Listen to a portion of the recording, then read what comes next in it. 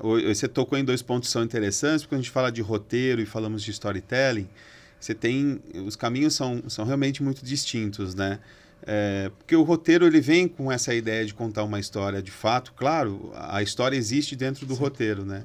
Os dois, roteiro é história e história se torna um roteiro.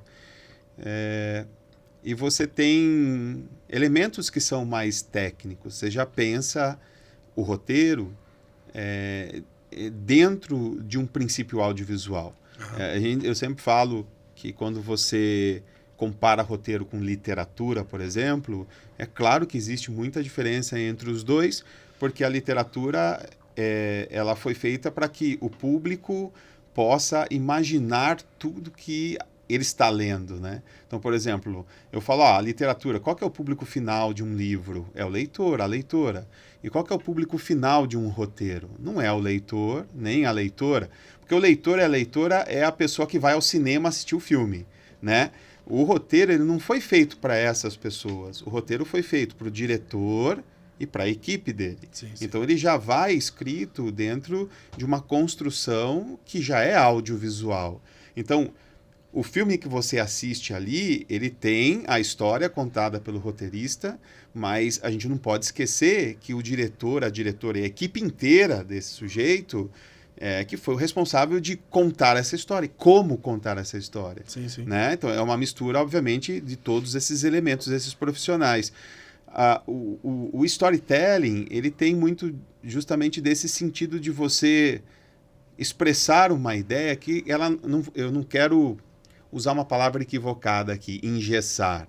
O storytelling é mais flexível, porque você consegue construir uma ideia, uma ideologia, um processo, um evento, seja lá o que for.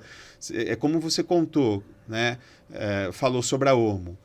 Ele limpa, mas na verdade, é como se fosse brincando, né? O storytelling permite essa sensação de psicologia inversa, sabe? Que fala assim, não, a gente fica o tempo inteiro dizendo para a pessoa, porque ninguém gosta de... A maioria das pessoas tem uma certa revelia contra o negativo, né? O não. Não pode, mas espera um minutinho. É natural se sujar. Quer dizer, se eu vou num churrasco e cai gordura de carne, se eu estou comendo um cachorro quente, espirra ketchup no meu corpo, são coisas que acontecem. Então, aquela coisa de tem que tomar cuidado. Se acaba, é muito tenso isso, né? Então, quando o Omo vem, por exemplo, usando o exemplo que você deu, cara, se suje, pode se sujar à vontade que a Omo resolve o seu problema, você tira das costas do consumidor um peso imenso, entendeu? De autoproteção, de o tempo inteiro ter que ficar se fiscalizando. Aí você cria um storytelling muito interessante, porque assim, opa, que legal, a Omo está dizendo que eu posso me sujar à vontade, porque existe Omo para poder limpar.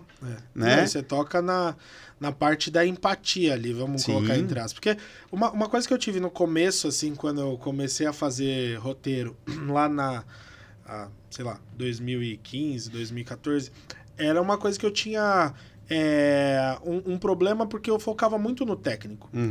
E aí a pessoa falava assim, sei lá, vamos dar um exemplo, essa xícara é laranja, esse negócio é preto e tal, mas o que aquilo vai... Às vezes a pessoa, dependendo do que era o produto, a pessoa nem imaginava o que aquelas características técnicas podiam influenciar para ela. Sim. Entendeu? E no final, quando você mostra talvez uma solução para a problemática que ela está enfrentando ali, daquele momento, seja qualquer que seja o seu público, ela entende muito melhor. Sim. Ela tá falando assim, eu não quero saber se tem 1 milhão de bolhas que saem do sabão e tal. Eu quero saber que se no final vai ficar limpa a minha roupa, entendeu? Você simplifica. É claro que você pode contar a mesma história de maneiras diferentes. Isso que a gente está falando aqui não é nada inovador, né? A gente já sabe o quanto isso já é quase que um clichê. Mas, por mais que seja super tradicional, e algo que a gente já sabe, isso é praxe, botar isso em prática, muitas vezes, vamos pensar para a publicidade, foi um desafio, porque a gente também tem que entender que vínhamos de um pensamento um pouco mais clássico.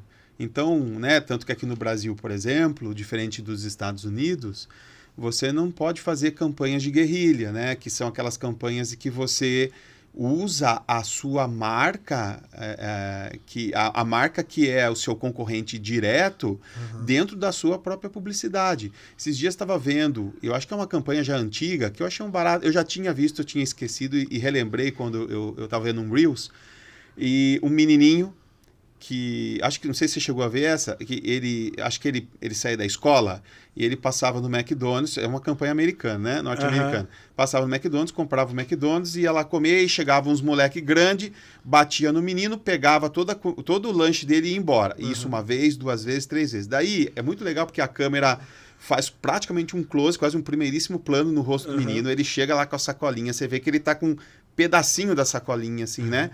Aí a molecada grande passa e nem sequer para por ele. Aí, de repente, a câmera abre e ele tá segurando um saquinho do Burger King. E aí ele olha pro lado, vê que todo mundo foi embora, ele tira o saquinho do Burger King da frente e come o McDonald's.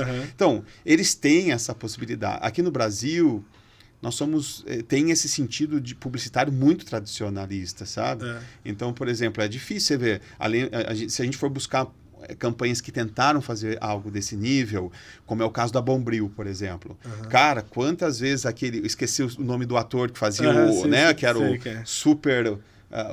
o cara que representava o Bombril por tantos anos, e às vezes ele fazia a campanha que mostrava, cara, não mostrava nem a marca, nem a embalagem, mas mostrava, quer dizer, não mostrava a embalagem sem mostrar a marca, mostrava o conteúdo do produto, porque você via, você sabia que era do concorrente, e, o cara colocava no mesmo dia ou no dia seguinte, a marca concorrente entrava com uma liminar para os caras tirarem a campanha do ar, você entendeu?